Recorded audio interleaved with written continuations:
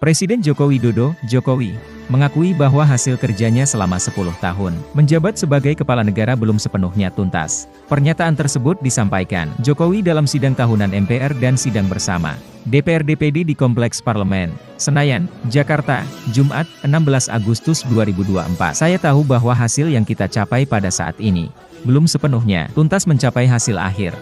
Belum sepenuhnya sesuai dengan harapan dan keinginan Bapak, Ibu semua, ujar Jokowi.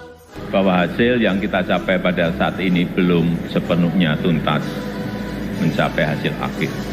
Belum sepenuhnya sesuai dengan harapan dan keinginan Bapak Ibu semua.